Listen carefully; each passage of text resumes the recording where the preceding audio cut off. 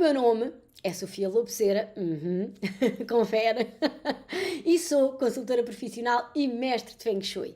E ajudo inúmeras pessoas a atingirem o equilíbrio, a harmonia, a paz, a saúde, enfim, todo este equilíbrio, digamos assim, nas suas vidas e que, no que toca às viagens, eu ajudo ainda a realizarem as viagens dos seus sonhos e a garantirem que essas viagens correm sempre bem. Ora, e como muitos de vós sabem e já tiveram a oportunidade de experienciar na pele, o Feng Shui é um ótimo aliado para alcançarem o que almejam. E ele é literalmente um acelerador da realidade dos nossos, da realização dos nossos sonhos. E no que toca a viagens, o Feng Shui não só estimula a sua realização de um modo muito eficaz, como ainda garante que tudo corre bem. Ora, e antes de tudo, eu vou partilhar aqui alguns feedbacks dos clientes meus que costumam pôr em prática estas orientações preciosas para quem não tem noção. Claro que os outros que estão aqui todos os anos já sabem perfeitamente o que é direcionologia, não é?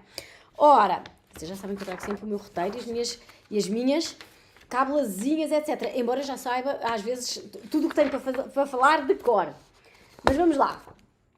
Querida Sofia, com a sua ajuda, organizámos e planeámos todas as viagens do ano passado e posso dizer que pela primeira vez todas as nossas viagens correram bem. Sentimos que tudo fluía. Até as filas para entrar nos museus pareciam que se abriam para nós e andavam mais depressa. As férias de verão também foram espetaculares. Conhecemos sítios lindíssimos e tudo correu muito bem. Obrigada, Sofia. O feedback número 2 que eu selecionei para vocês diz: Olá, Sofia. Adorei a consulta de direcionologia. Está super organizada e permitiu-nos planear tudo com mais detalhe. Fizemos viagens a 2 e a 4 e todas elas correram muito bem. Adeus percalços. Depois das experiências que tínhamos tido antes, pouco agradáveis, agora sei o que é ter viagens incríveis e maravilhosas, como a Sofia diz. Obrigada. Feedback número 3. Olá, Sofia. Espero que esteja tudo bem consigo. O ano passado fizemos 3 viagens. A primeira, não seguimos as suas indicações e fomos para um destino desfavorável, porque o meu marido embicou que queria ir para ali. Quem nunca? Olhe, tudo nos aconteceu. As nossas malas, além de não terem chegado, ficámos todos doentes. A viagem correu super mal e foi literalmente dinheiro deitado à rua. Nas 2 seguintes, disse ao meu marido que não ousasse irmos de férias para destinos que não fossem os da tabela. Vá lá que ele acatou, talvez por ter sido o que ficou pior de nós os 4. E posso dizer que essas sim foram férias. Valeram cada cêntimo. Descansámos, passeámos, divertimos-nos e tudo correu bem. Imensa gratidão. Ora, e para vos situar, para aqueles que estão agora a entrar aqui pela primeira vez, a minha paixão pelo Feng Shui clássico, ela iniciou-se há quase 30 anos. Mais ou menos na mesma altura em que eu estava a entrar na faculdade para me formar como engenheira química do ramo ambiente e qualidade. E quando um dia comecei a folhear um livro lá em casa, tema este, já do Feng Shui, não é? Que a minha mãe tinha comprado lá para casa, foi um tema que eu de facto adorava e despertou em mim muita curiosidade. Porém, continuei os meus estudos na área da engenharia, ingressei no mundo do trabalho nessa área. Na verdade, por mais que eu gostasse daquilo que eu fazia, eu sentia mais vezes um bocadinho incompleta, do género que o meu caminho não era bem por ali. E, portanto, durante todos esses anos eu continuei a ler sobre este tema. Até que decidi ingressar num curso profissional, e isto em 2008, portanto, 2000 e troca o passo. E mesmo já estando a trabalhar aí nessa área. Contudo, eu estava com um ritmo de trabalho, olha, um bocadinho semelhante ao que está hoje, não é? Em que a pessoa tinha muita falta de tempo, falta às vezes até de tempo de qualidade para mim, nessa altura, hoje em dia não deixo chegar a esse ponto, mas tinha falta de facto de qualidade de tempo para mim, para a minha família, para a minha casa, e o que é certo é que já tinham passado 4 anos de um ritmo extremamente intenso, e eu de facto eu já não tinha mais forma de conciliar aquele trabalho da engenharia com as consultas e com os cursos de Feng Shui que eu fazia na altura para os meus clientes e para os meus alunos.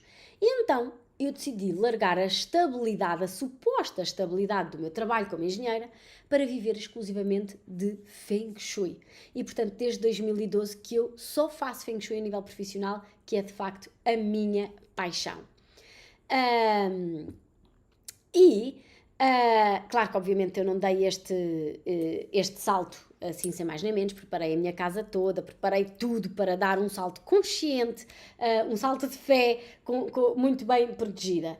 O que é que eu vos quero hoje ensinar?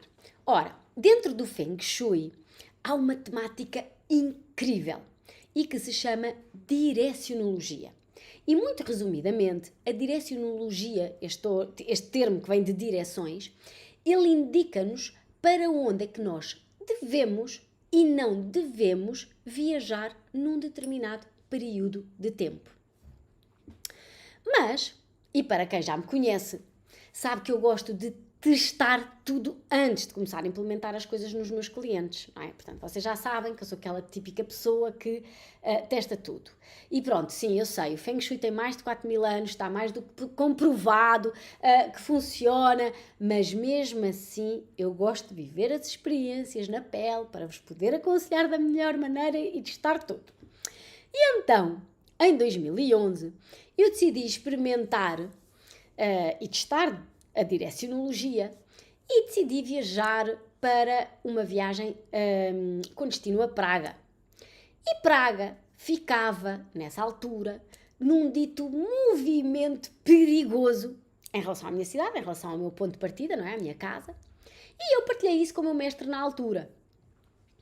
E dali eu ouvi uma expressão: tu és completamente louca, tu vais testar a direcionologia, ainda por cima tu vais em direção ao 5, tu és completamente louca, tu não faças isso.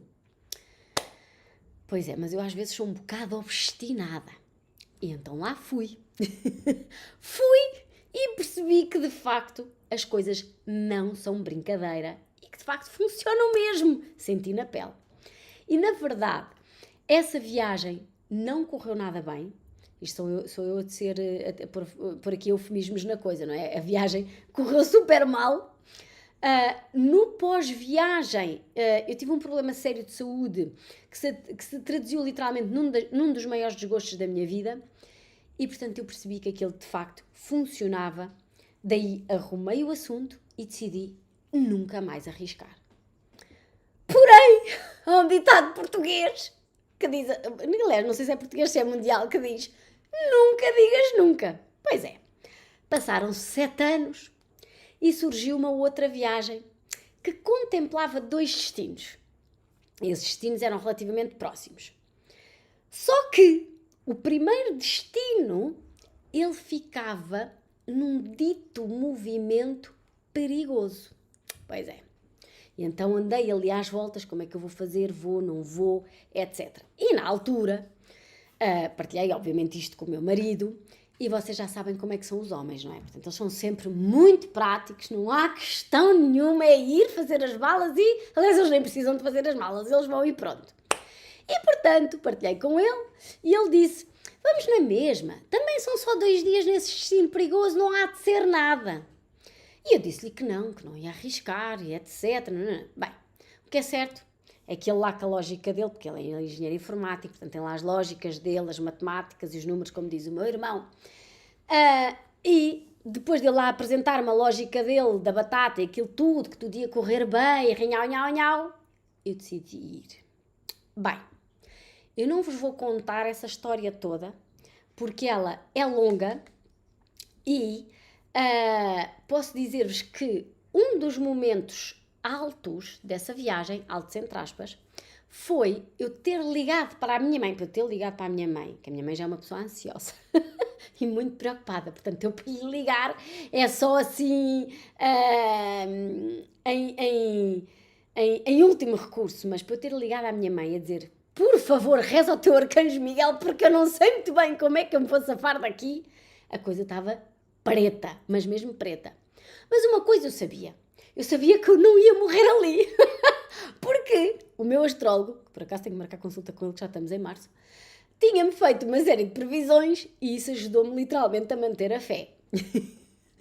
Mas, na verdade, eu quando me vi dentro de um carro por mais de 8 horas, sem saber como é que havia de sair dali, como sair, rodeada de água por todo o lado, inundações por todo o lado, com uma ponte ruída que eu não podia ir mais por ali, com água a entrar dentro do carro. E o meu marido, tipo japonês, pim, pim, pim, tirar fotografias e a dizer para eu não me preocupar, vocês estão a ver, não é? Para eu não me preocupar, que ia ter uma história para contar e para eu estar tranquila. Bem, vocês podem imaginar que eu estava capaz de o esganar. Está, pois está, no segundo livro está, que eu até pus lá a fotografia que eu ia morrendo, vocês não estão bem a ver. Meu Deus, onde é que está essa fotografia? Ai meu Deus, o livro tem muitas páginas. É que eu não sei como é que eu sobrevivi. Mas está aqui, mas isto não se vai ver porque está a preto e branco. Olhem ali. Vocês estão a ver a altura da água ali nas árvores? E eu estou dentro deste carro. Eu não sei como é que eu não morri. Pronto. E isto é o que dá quando a gente viaja em direção a movimentos. Eu agora estou-me a rir, mas eu na altura só tinha vontade de chorar, não é? Mas isto é o que acontece quando a gente viaja em direção a movimentos que são negativos.